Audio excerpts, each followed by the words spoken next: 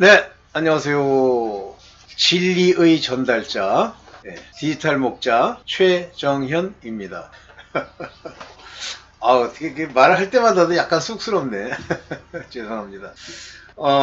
이제 그 성경 안에 있는 내용 중에 이제 여러분들이 이렇게 대부분은 다 이해하실 거라고 봅니다. 근데 이해가 안 되는 어떤 구절들이 있어요. 뭐 저도 옛날에 그랬었습니다. 저 얘기는 도대체 뭘까? 어떻게 하라는 얘기일까? 이제 항상 사람이 하나님의 말씀을 읽으면 뭐 저같이 이제 자기 의에 이렇게 충천해 있던 자들, 이렇게 옳게 보이려고 잘난 척해 보려고, 그런 저 같은 경우는 뭘 어떻게 하라는 얘기야? 항상 이런 질문을 많이 했었어요. 뭘 어떻게 하라는 거냐? 핵심이 그 안에 있는데, 이 하나님의 진리는 매우 오묘해서요. 그 말씀, 즉 바울을 통해서 준 그 말씀 안에 그 오묘함이 묘하게 이렇게 이게 패브릭 이렇게 저작돼 있어요. 그러니까 직조돼 있어요. 그러면 왜 그렇게 하나님이 말씀을 주실 때 그냥 우리식으로 하면 아주 직설적으로 한마디로 탁 던지지 않으실까라고 하는 건데, 만약에 하나님이 그거를 직설적으로 한마디로 던지면 한 가지 유익, 다시 말하면 사람들이 알아듣는 데는 유익할런지 몰라요. 뭐 그렇다고 해서 100% 알아듣는 건 아닙니다. 제가 뭐 여러분도 아시다시피 제가 이제 말을 하면서 뭐 소위 강의라는 거 오래 했잖아요. 근데 똑같은 강의를 하고 그 내용을 얘기하고 책도 있어도요, 그걸 이해하고 알고 전체를 하나의 어떤 모양으로 갖추는 거는 사람마다 능력이 다 달라요. 물론 뭐 그걸 못 갖춘다고 그래서 바보라는 얘기는 아닌데, 이제 전공을 잘못 택한 거지. 그리고 또 세상 사람들이 다 똑같아. 지적으로나 받아들이는 방법에 있어서 차이가 없이 다 똑같게 균형이 이루어져 있다. 그러면 직업이 무슨 필요가 있습니까? 세상에 전문성이 무슨 필요가 있어요? 그냥 다른 거예요. 그건 이제 인정을 하고, 오케이.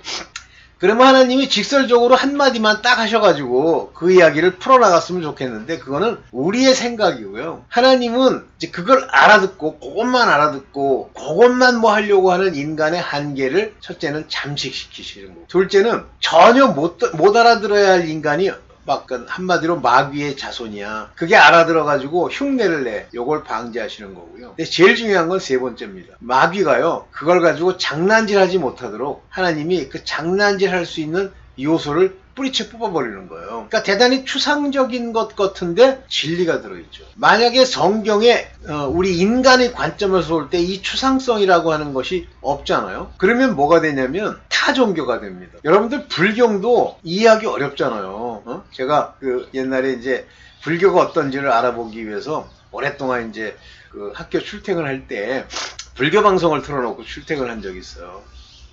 저 사람들은 무슨 얘기를 하나, 뭐가 어떤가, 이게 하면서 느낀 게, 대단히 현학적인 걸 좋아하나 보다. 그러니까 한문으로 그걸 얘기하기 때문에요. 하다못해 반야심경이라고 뭐 아제 바라제 바라 뭐 이런 거 하잖아요. 근데 그 금강경이라고 하는 게 길지는 않습니다. 뭐 전체 합쳐봐야 한 뭐 천자도 안 돼요. 근데 그거를 한문으로 써가지고 좀 포괄적이고 또는 상징적으로 이렇게 만들었어요.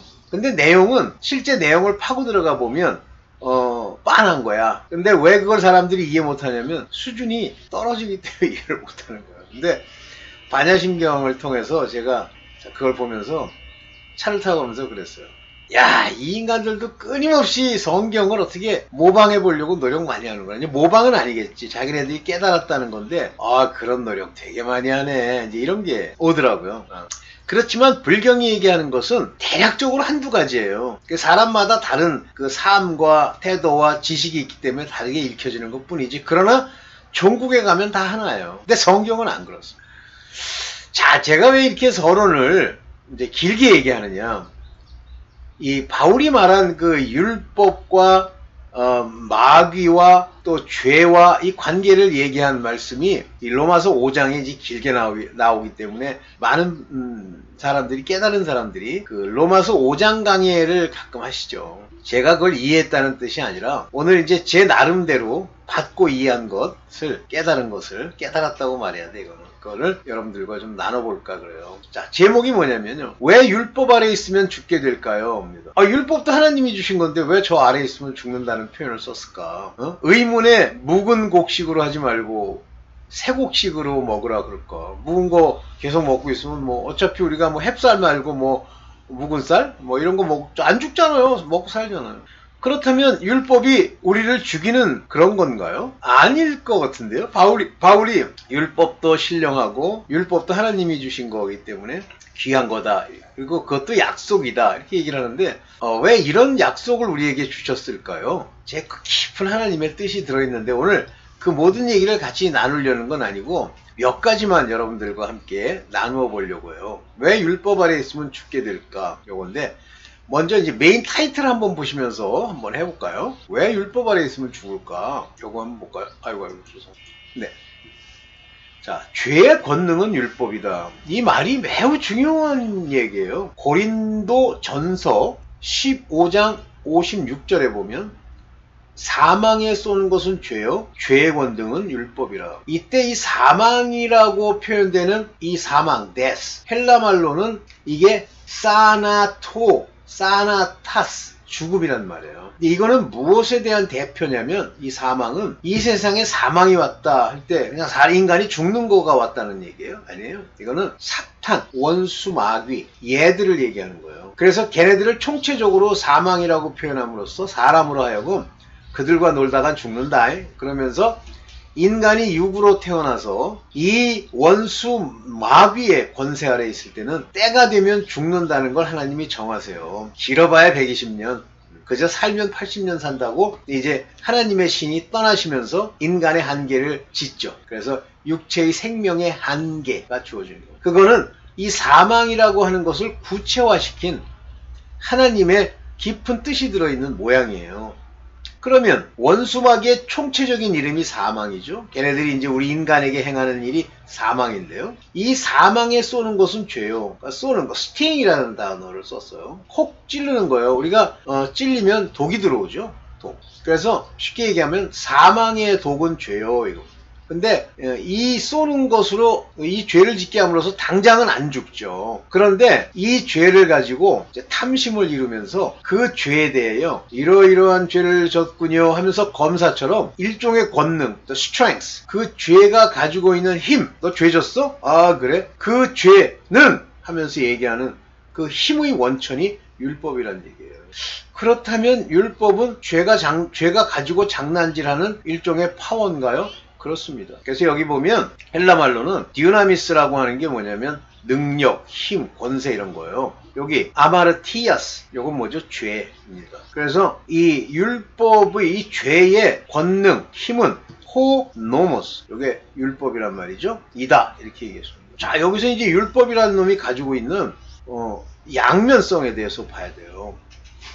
율법이 가지고 있는 죄를 깨닫게 함을 통해서 스스로가 죄인이라는 걸 깨달으는 게 첫 번째입니다.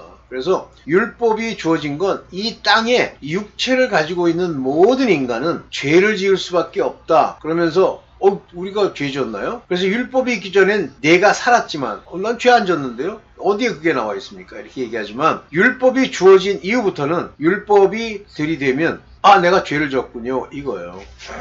그러면 인간이 포괄적으로 율법이 가지고 있는 기본적인 뜻, 그러니까 율법이 가지고 있는 원래 의미가 사랑이라고 그랬죠. 하나님 사랑과 이웃 사랑. 그래서 계명으로 대표되는 율법은 두 개로 나뉘어져 있어요. 하나는 하나님에 관계된 우상 숭배부터 시작해서 하나님과 관계된 것에 관한 이야기고, 나머지 6귀절은 사람에 관계된 건데 6귀절을 연결하는 첫 번째 계명, 그러니까 여섯 번째 죄송합니다.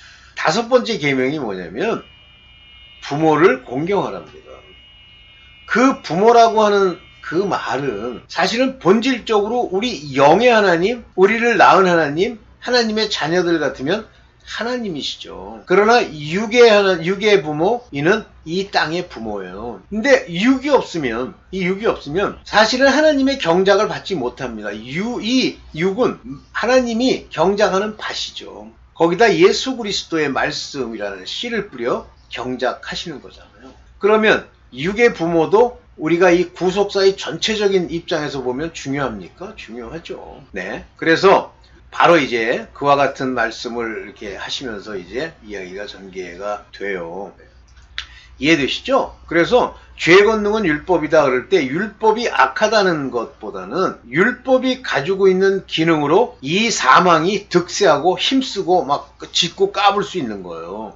율법이 오기 전까지는 뭐 걔네들이 죄를 짓게는 하죠. 그들이 죄의 근본, 시작이었으니까 하는데 그렇다고 해서 사람을 참수하고 죽이고 뭐 이렇게는 못해요. 그러나 율법이 주어진 이후부터는 그들이 그걸 사용해서 이제 별 나쁜 짓을 이 세상의 지배권을 확보하는 거죠. 그게 이제 이 죄의 본능은 율법이다. 이제 그 얘기예요. 자, 그럼 그 율법이 이제 우리를 어떻게 속이는지를 봐야 됩니다. 자, 볼게요. 율법으로 속여 이렇게 됐어요. 자, 로마서 7장 15절에 보면 나의 행하게 된 것을 내가 알지 못하노니 바울이 모른단 말이에요. 원하는 그것은 행치 아니하고 미워하는 그것을 함이라. 즉 마음이 있는데요. 마음의 생각을 가지고 내가 이러이러한 일을 해야지라고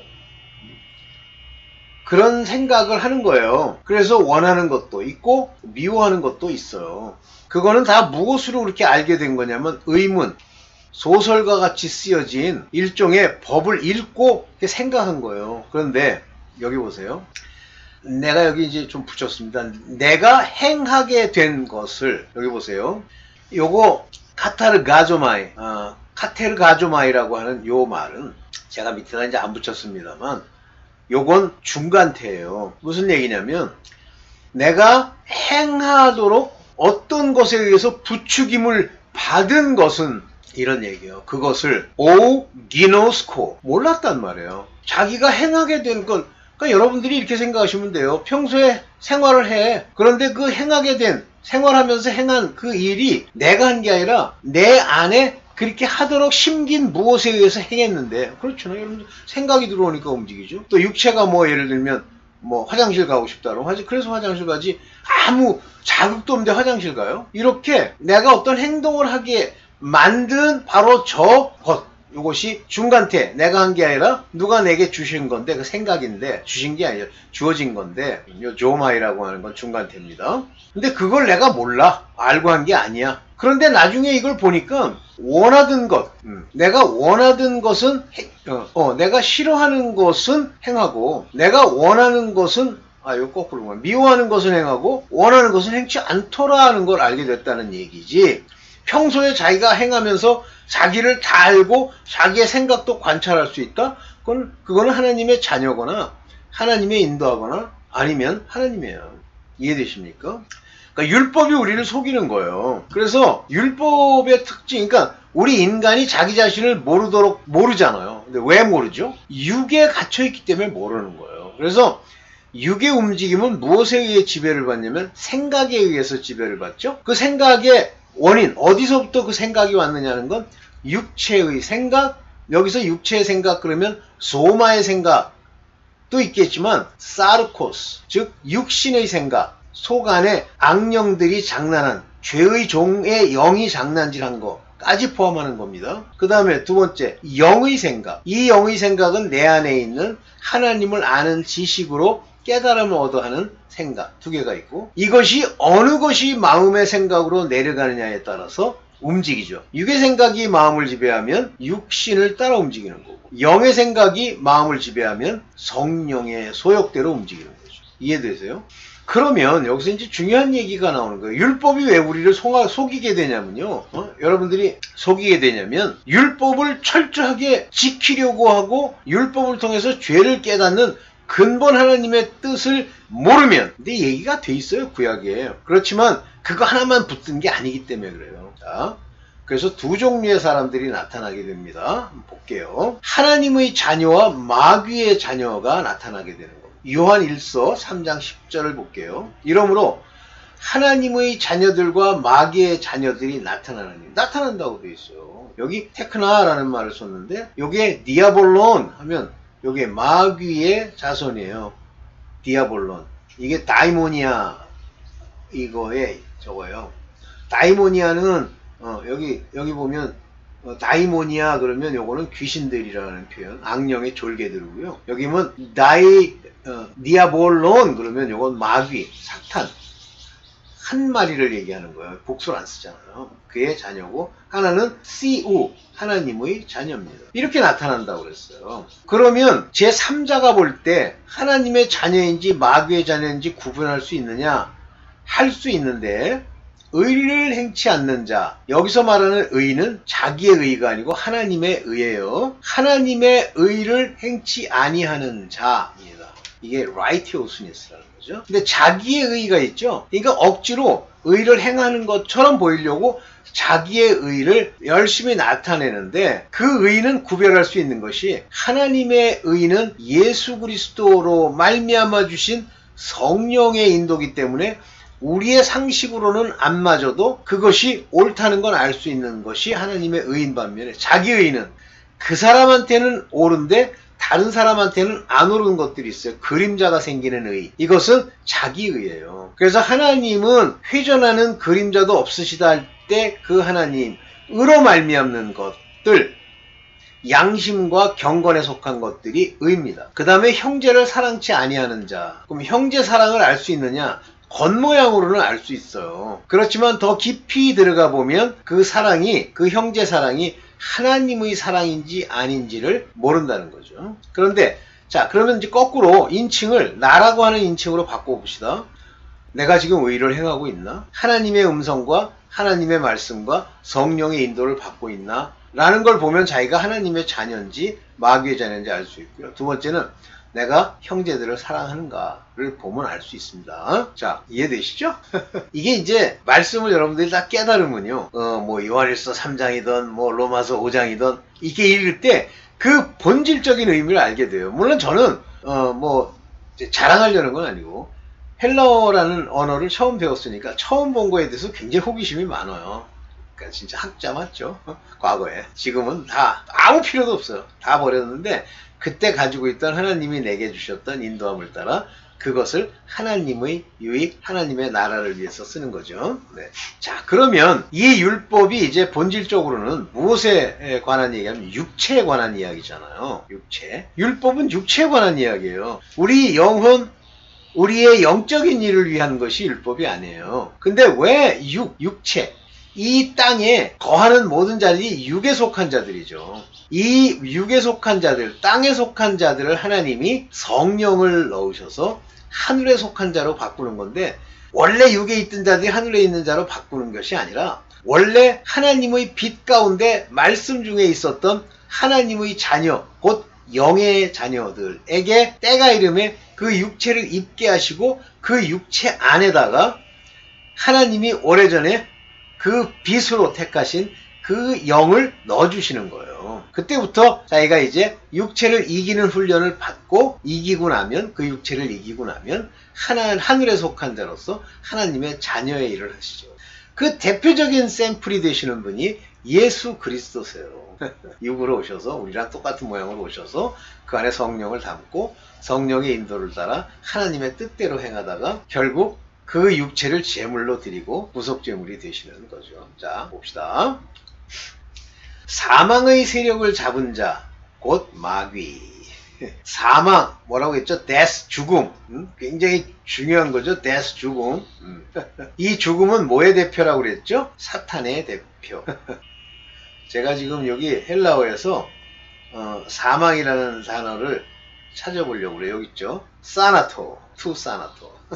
자, 죄송합니다. 자, 자녀들은 혈육에 함께 속하였으며, 그러니까 하나님의 자녀까지도 혈과 육을 입도록 이 땅에 낳게 하셨단 말이에요. 그 또한 예수 그리스도도 또한 한 모양으로 혈육과 함께 속하시면, 자, 이제 다 이 땅에 올 때는 혈육을 입고 있는데 그 이유는 예수 그리스도는 본이 되시기 위해서 오셨고요. 그 다음에 우리 자녀들은 이 땅에서 혈과 육을 입고 이 땅에서 이제 자녀로서의 삶으로 이기는 삶을 살도록 하시기 위해서 주셨죠. 그런데 그 이유가 뭐냐면 사망으로 말미암아, 이 사망은 이 육을 입고 있는 이 땅의 모든 인간의 주인이에요. 요것들의 영이, 사망이라고 하는 사탄, 마귀의 영이 그 안에 들어가 그들을 육체를 따라서 열매를 맺도록 이렇게 하기도 하고 저렇게 하기도 하는 거예요. 그러면 그 사람 안에 그 사람 안에 완전히 들어가 살 수 있는 사람들은,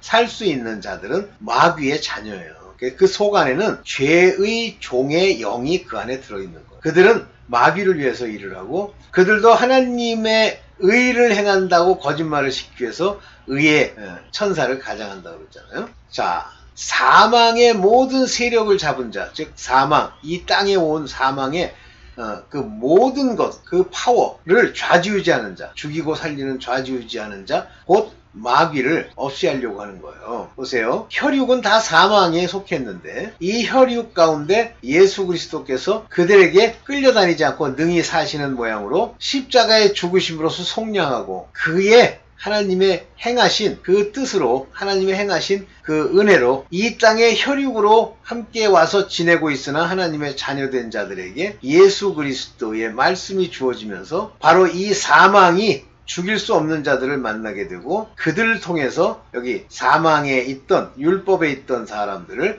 다 살리시려고 하는 겁니다. 오케이. 자, 이해되시죠? 그래서 이 사망의 세력을 잡은 자가 마귀다니까 이 세상은 다 사망에 속했다는 얘기예요. 그런데 바로 이 사망이 무엇을 이용하느냐면요. 율법을 이용하는 겁니다. 그러면 원래 이제 율법 말고 딴 거를 이용하고 있었어. 근데 율법이 왔어? 저걸 이용해야지. 이제부터 머리를 써볼까? 가 아니고, 원래 그렇게 하도록 그들은 이미 작정된 존재들이에요. 마귀, 사탄, 연극 배우고, 악령의 아주 악한 주연급 배우들이죠. 오늘 바로 그들, 죄와 사망의 법에 속하는 율법에 대해서 좀 얘기를 좀 더 해볼게요. 죄와 사망의 법, 이렇게 해놨는데, 여기 보세요. 로마서 8장 2절. 이는 그리스도 예수 안에 있는 생명의 성령의 법. 즉 예수 그리스도는 우리의 피난처시요 우리의 생명을 얻게 하고 넘쳐나는 생수의 강이 흐르는 분이세요. 우리의 피할 곳이죠. 그 안에는 생명의 성령의 법이 들어있어요. 그래서 같은 율법이라도 생명의 성령의 율법, 다시 말하면 이면적 유대인, 마음의 고침을 받은 자들의 율법. 그래서 율법이 없어지지 않는 거예요. 여기 보면 nomos tu pneumatos tes zoe, 생명의 성령의 nomos, 율법이라고 그랬습니다. 그러니까 율법 자체가 잘못된 게 아니에요. 예수 그리스도 안에 들어가야 율법이 완성되는 겁니다. 모든 율법들이 그 안에서 사랑이라고 하는 계명으로 완성이 되죠. 그런데 이 예수 그리스도 안에 안 들어가면 죄와 사망의 율법이에요. 여기 보면 똑같은 노모스입니다. 율법이에요. 노모스 테스 하마르티아스 카이투 사나투. 사나투는 죽음이죠. 이거는 카이는 그리고라는 뜻이고요. 하마르티아스는 죄라는 말이죠. 즉 죄와 사망의 율법으로부터, 그러니까 같은 율법인데요. 이것이 예수 그리스도를 만나지 않으면 사망의 율법이 사망을 줘요, 우리에게. 오늘날 한국 교회에 많은 사람들이 저 율법을 따라서 죄를 범치 않고 죄에서 이기려고 하고 내가 죄를 졌는지 안 졌는지 따지려고 하고 이것저것 이것 성경에 나와 있는 여러 가지 육체 이런 현저하니 이런 걸 아무리 되뇌어도요. 예수 그리스도 안에 들어가는 것, 곧 그의 이름으로 죄사함을 받는 예수 그리스도께서로 말미암아 부르심과 또 택하심을 입은 자가 아니면 다 죽어요. 그래서 저 교회 안에 있는 게 다 죽는 거고 교회 다닌다는 사람의 97.5%가 죽는다는 거예요. 그런데 아무리 얘기해도 자기 의와 자기의 율법을 따라서 자기가 제대로 된 줄로 아는 거예요. 무서운 거죠? 지금 교회 다닌다고요? 살 사람들이 거의 없어요. 다 죽어요. 왜 이게 율법 아래 있으면은 그렇게 죽게 될까요? 그거를 이제 바울이 얘기한 내용을 보면 율법은 탐심을 이루는 거예요. 근데 여기 중요한 말이 나와요. 죄가 기회를 타서 계명으로. 어떤 기회를 타죠? 율법을 지킨다고 스스로 착각하는 자, 성경 66권을 안다고 착각하는 거짓말장이들, 거짓 목사, 이런 자들이 호도하고 끌고 가는 거짓 복음, 다른 영이 들어있는 걸 보고요. 그 죄, 그가 가지고 있는 본질적인 죄를 기회를 타서라는 건 모르니까, 그런데 착각하고 있으니까 그 속 안에 있는 계명을 교묘히 이용해서 탐심을 이루는 거예요. 그 이유가 여러분들 10계명이라고 얘기를 하지만 요 10계명만 풀어놓은 부분, 탈무드 아시죠? 그 안에 탈무드는 미시나라고 하는 율법 해설서를 좀 더 현실화시킨 것이 탈무드인데요. 왜 이 탈무드가 나타나냐면 바벨론으로 잡혀갔을 때 그들이 거기서 시나고그라고 하는 회당을 세우고 거기서 성경의 말씀을 읽고 낭독하지만 다 이해 못하잖아요. 그래서 바벨론에서 만든 탈무드, 바벨로니안 탈무드가 최고예요. 왜냐하면 가장 지식이 많은 자들이 아주 그럴듯하게 써놨죠. 그러나 그거는 지킬 수 있는 게 아님에도 불구하고 지킬 수 있다고 생각하니까 그러한 교만을 몰래 기회를 타서 그 계명에 알지 못하는 부분, 굉장히 포괄적이거든요. 그거를 가지고 탐심을 이루었나니. 그래서 탈무드 안에도 안식일날 아무 일 하지 말라고 얘기해놓고 실제는 안식일날 자기 재산 지키는 일에는 눈이 뻘겋단 말이에요.